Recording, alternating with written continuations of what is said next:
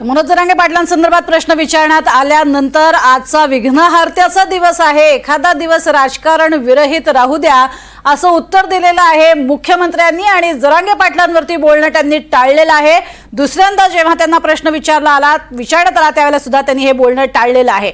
तर ही थेट आपण दृश्यही बघतोय कशा पद्धतीने जरांगे पाटील यांना समर्थन देत जत्था जमा होतोय। अधिक माहिती घेऊयात राहुल कुलकर्णी यांच्याकडनं। राहुल, प्रत्येक टप्प्यात लोक जमा होत आहेत, एकत्र येत आहेत, वाहतूक पोलिसांवरती प्रचंड ताण वाढलेला पाहायला मिळत असेल।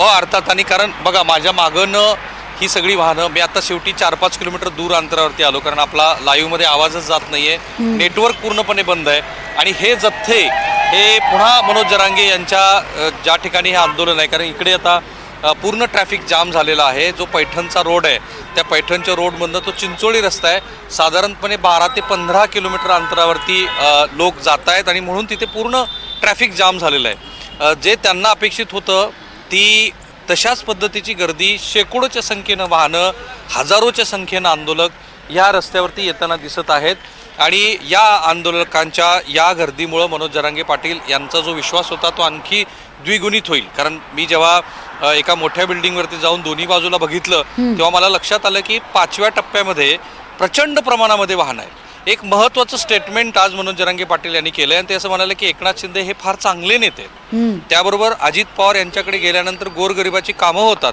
भारतीय जनता पार्टीतल्या काही मंत्रीसुद्धा फार उत्तम काम करतात। याचा अर्थ असा की आज मनोज जरांगे पाटील यांच्या टार्गेटवरती श्री देवेंद्र फडणवीस आहेत आणि बहुधा तेच कारण असं की फडणवीसांनी सुद्धा आज कुठलीही प्रतिक्रिया द्यायला नकार दिला। अर्थात ते राज्याचे प्रमुख आहेत म्हणून त्यांना हा प्रश्न विचारला जातो आहे, त्याच्यात अनेक संदर्भ असतील, त्याचं पुढं विश्लेषण होईल, परंतु मनोज जरांगे पाटील यांचं हे स्टेटमेंट आज येणं की एकनाथ शिंदे हे फार चांगले नेते आहेत, अजित पवारांकडे जाऊन अनेकांची कामं होतात, भाजपमध्ये सुद्धा अनेक चांगले मंत्री आहेत, यात राजकीय जो शहाजोगपणा असतो तोही कसं ते वेळोवेळी दाखवतात ते दिसतंय।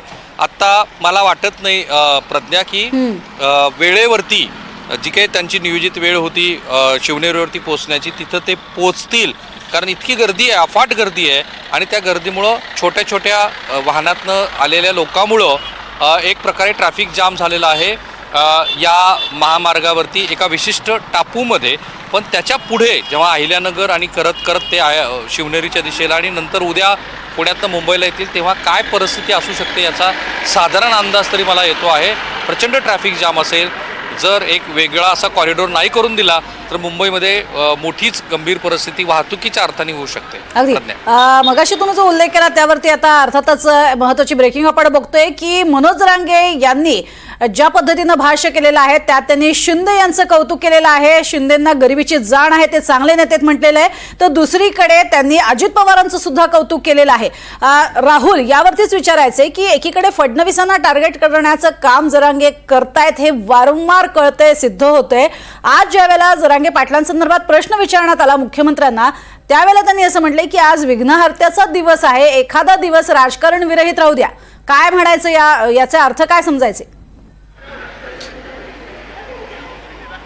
हे बघा, राजकारण याच्यात पण आहे, कारण आज गणपती बाप्पाचं आगमन होतं आहे। राज्य सरकारची भूमिका काय होती किंवा श्री देवेंद्र फडणवीस यांच्या जवळची मंडळी काय म्हणत होती की किमान आज तरी तुम्ही आंदोलन करू नका, गणपतीचा उत्सव झाल्यानंतर तुम्ही करा आणि त्याला हिंदू धर्म संस्कृती आणि आपल्या वैदिक परंपरेशी जोडलं जात आहे हे लक्षात आल्यानंतरच जरांगेंनी त्याला प्रत्युत्तर द्यायला सुरुवात केली। 2 दिवसापूर्वीच्या आपल्या सलग 2-3 मुलाखतीतनं काय दिसतंय, मी पण कट्टर हिंदू आहे, मी पण गणेशाचा भक्त आहे आणि म्हणून विघ्नहर्त्याचं आगमन होत असताना एका अर्थाने राज्य सरकारसाठी जी अडचणीची गोष्ट आहे त्याच्यावरती देवेंद्र फडणवीस बोलले नाही आणि हा जो चाणाक्षपणा सातत्यानं मनोज जरांगे पाटील दाखवत आहेत की असं म्हणायचं की एकनाथ शिंदे यांना गरिबीची जाण आहे, त्यांना सगळ्या प्रश्न कळतो, अजित पवार यांच्याकडे गेल्यानंतर अनेकांची कामं होतात, भाजपामध्येच असलेले अनेक लोक काम करतात, ह्याचा अर्थ काय तर त्यांच्या टार्गेटवरती देवेंद्र फडणवीस आहेत। अर्थात ऑब्व्हियसली देवेंद्र फडणवीस हे राज्याचे मुख्यमंत्री म्हणून आहेत, पण पुन्हा मी सांगतो की त्याचे अनेक सामाजिक संदर्भ आहेत। राज्याच्या प्रमुखाला राज्यकारभार करत असताना अनेक प्रश्नांचा उत्तरं द्यावी लागतात आणि हा पण 8-10 दिवसापूर्वी फडणवीस हे जे बोललेत की मी सत्तेवरती आल्यानंतर मी सत्तेवरती राहू नये असं काही लोकांना वाटतं, त्याचा संदर्भ या आंदोलनाशी पण जोडला जाऊ शकतो, जोडला जात आहे। आणि म्हणून ही वक्तव्य महत्त्वाची आहेत. आज मुख्यमंत्र्याचं ह्या सगळ्या गोष्टीवरती न बोलणं, अर्थात गृहमंत्री असल्यामुळं ते सगळ्या गोष्टीचा आढावा घेतील. मोठ्या संख्येनं प्रज्ञा वाहनं जरांगे पाटील यांच्या आंदोलनाच्या दिशेनं निघालेली आहेत. जो मुख्य ट्रॅफिक जाम झालाय तिथून 5-7 किलोमीटरवरती एवढ्या काही मिनिटामध्ये एका पाठोपाठ एक शेकडो वाहनं जात आहेत. आणि म्हणून गृहमंत्री म्हणून ते सगळ्याचा अंदाज घेतील की किती नेमकी गर्दी झाली आहे. जसं आज विखे पाटलांनी त्यांना फोन केला आणि ते शिवनेरीवरती त्यांना भेटायला येणार आहेत असं सांगतात. काय सरकारकडे ऑप्शन्स असू शकतात बघा. आता या गतीनं लोक निघालेले आहेत आंदोलनासाठी. सगळ्या त्यांच्याकडच्या असलेल्या साधन सामुग्रीसह लोक निघालेले आहेत. तर गृहमंत्री म्हणून हे बघा प्रज्ञा, थोडासा ॲम्बियन्स पण ऐकू आपण.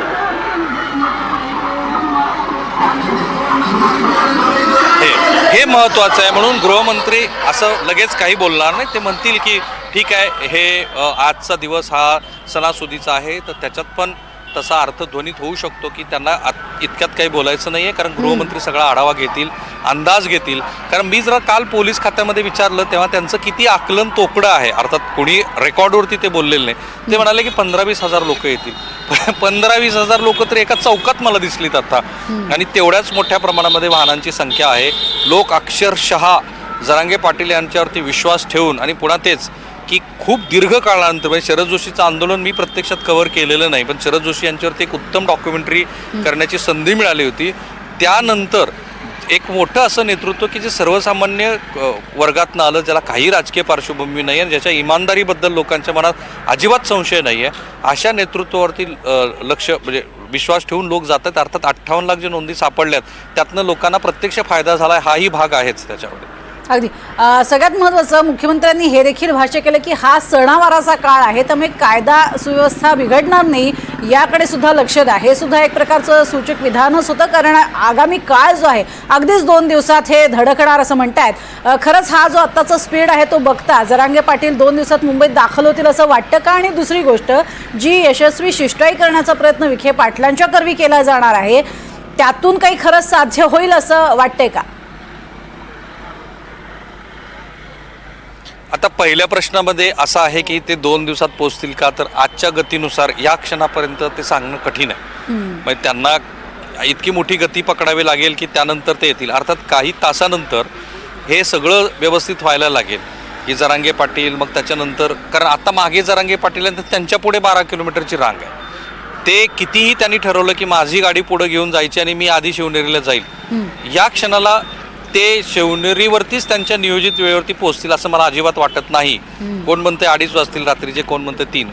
आज जर ते उशिरा पोहोचले तर त्यांच्याकडे पर्याय काय आहे, तर शिवनेरीवरती मुक्काम न करता थेट मुंबईच्या दिशेनं जाणं. दुसरा जो शिष्टाई किंवा शिष्टमंडळाच्या माध्यमातून पर्याय शोधण्याचा प्रयत्न, तर कायदा आणि सुव्यवस्था राखणं हे सरकारचं काम आहे. विरोधी पक्ष त्या अनुषंगाने नाना पटोलेंचं स्टेटमेंट महत्त्वाचं आहे. ते म्हणाले की सरकारचं काम आहे की सरकारने कायदा आणि सुव्यवस्था राखायला पाहिजे. अगदी बरोबर आहे, पण जो कायदाच होऊ शकत नाही असं कायदेतज्ञाचं मत आहे आणि जे राज्य सरकारचंही मत आहे, त्यासाठी चाललेली ही लढाई आहे. काहीतरी करून, म्हणजे एकनाथ शिंदे यांच्या काळात काय झालं, ते एकनाथ शिंदेनी नवी मुंबईमध्ये त्यांना रोखलं, त्यांच्या सरकारने एक अध्यादेश त्यांना दिला. नंतर जरांगे पाटलांच्या लक्षात आलं की ह्याच्यातनं आपल्या हाताशी काहीच लागलेलं नाही, कारण ते लागूच शकत नाही अशी स्थिती आहे. कायद्याच्या दृष्टीनं विचार केला तर हे अशा पद्धतीनं समावेश करणं शक्य नाही आहे. मग सरकारसमोरचे पर्याय काय आहेत, जे आपण वारंवार विचारलं जरांगे पाटलांच्या सगळ्या मुलाखतीतनं, ते म्हणाले की 2 मुद्द्यावरती होऊ शकते चर्चा. तिथे मला वाटतं की थोडासा एखादा तोडगा निघू शकतो. ते म्हणजे जेवढ्या म्हणून गॅझेटियर्समधल्या नोंदी आहेत त्यांना मान्यता द्यायची, पण पुन्हा तोच प्रश्न आहे की मग तेवढ्यांनाच मान्यता द्यायची असं म्हटलं तर मराठवाड्यातले सगळेचे सगळा मराठा समाज हा कुणबीमध्ये येतो, तो लगेच चॅलेंज केला जाईल, पुन्हा कुणबी समाज नाराज होईल. हे इतके सगळे पदर त्याच्यामध्ये आहेत. आणि कायदा आणि सुव्यवस्था राखण्याची जरी सरकारची जबाबदारी असली तरी कोर्ट यापूर्वी अनेक वेळेला आंदोलकांना असं म्हटलेलं आहे. आणि खास करून मला आठवतं की काँग्रेस, भाजप आणि शिवसेनेनी ज्या वेळेला महाविकास आघाडीचं सरकार होतं तेव्हा आंदोलन केलं, त्यांना 20 लाख रुपयाचा दंड ठोठावला होता कोर्टाने आणि तो भरायला लावला त्यांना. जुलिओ रेबोरो यांनी त्या संदर्भात खूप सविस्तर असं विश्लेषण केलंय. आता तसं होऊ शकतं, पण आता हे जे आंदोलक इतक्या गतीनं चाललेले आहेत आणि शेवटी असं आहे की मनोज जरांगे पाटील यांचं पूर्ण नियंत्रण या गर्दीवरती आहे आजपर्यंत दिसलेलं आहे. पण आत्ताचं आंदोलन आणि ह्यापूर्वीचे आंदोलनं ह्याच्यामध्ये मूल फरक काय, तर आत्ताचं आंदोलन हे मुंबईमध्ये होणार आहे. ह्यापूर्वीचं आंदोलन मुंबईमध्ये झालेलं नाही, ते नवी मुंबईमध्ये रोखण्यात आलं होतं. तिथे गेल्यानंतर ही गर्दी कशी कंट्रोल करणार, बरं, चाकरमान्यांचं समजा आपण एक असं म्हटलं की मुंबईतल्या लोकांना 4-5 दिवस आपण काही वेगळी पर्यायी व्यवस्था केली, तरीसुद्धा मुंबई शहरामध्ये इतका मोठा जमाव आल्यानंतर तिथल्या पायाभूत सुविधावरती जो ताण येईल, त्यातनं काही एखादी चुकीची गोष्ट घडली तर त्याची जबाबदारी अर्थात राज्य सरकारवरती असेल. पण आंदोलकांना सुद्धा कोर्टाच्या काही नियम आणि अटींची पूर्तता करावी लागेल. पुढचा एक दिवस फार महत्त्वाचा आहे. आज जेव्हा विखे पाटील येतील तर सरकारकडनं काय प्रस्ताव घेऊन येतील हे बघायचं आहे आपल्याला. काय करू शकतं सरकार, काय सरकारच्या हातामध्ये आहे, किती गोष्टी सरकार यातनं मार्ग काढू शकतं. आत्तापर्यंत तरी सरकारची भूमिका फारशी चर्चेची नाही आहे. म्हणजे सरकारनं मनोज जरांगे पाटील यांच्याशी चर्चा करण्यासाठी गेल्या 2-3 दिवसामध्ये कुठल्याही महत्त्वाच्या व्यक्तीला पाठवलेलं नाही आहे. आपण सुद्धा त्यांचे जे OSD आले ते फक्त मार्ग विचारण्यासाठी आले होते, हे लक्षात घेतलं पाहिजे. प्रज्ञा, अगदी खरं आहे. आणि सध्या आपण बघतोय की तुम्ही जो मार्ग दाखवताय त्यातनंही लक्षात येतंय की जरी जथ्था पुढे चाललेला असला तरी मागून येणारा जथ्था प्रचंड प्रमाणात आहे. आणि आता येत्या काळामध्ये काय काय घडतं, सरकार नेमकं काय काय करतं हे पाहणं महत्त्वाचं ठरणार आहे. तुमच्याकडनं प्रत्येक अपडेट घेत राहुल सुरतास धन्यवाद या संपूर्ण माहितीसाठी. राहुल, तर प्रत्येकानं कायदा सुव्यवस्था चांगला ठेवावा आणि प्रत्येक समाजाची मनोकामना पूर्ण व्हावी असं वक्तव्य करत मुख्यमंत्री फडणवीसांनी जरांगेंवरती थेट बोलणं टाळलेलं आहे.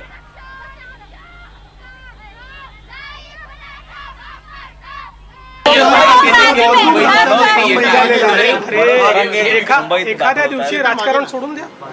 आज विघ्नहर्त्याचं बोलू आपण. काय राजकारण, एखाद्या दिवशी राजकारण सोडून द्या असं म्हणत आज विघ्नहर्त्याचा दिवस आहे असा उल्लेख केलेला आहे. तर दुसरीकडे आपण बघतोय शिर्डीमध्ये मराठा आंदोलक जे आहेत मनोज जरांगे पाटील यांना पाठिंबा देत मुंबईकडे प्रस्थान ठेवतायत. देवेंद्र फडणवीस यांच्या काळामध्ये मराठा समाजाला दिलेला 16% आरक्षण शरद पवार आणि उद्धव ठाकरे यांनी घालवलंय आणि त्यांनी प्रायश्चित्त करावं अशा शब्दात मराठा आरक्षण उपसमितीचे अध्यक्ष राधाकृष्ण विखे पाटील यांनी तोफ डागली आहे.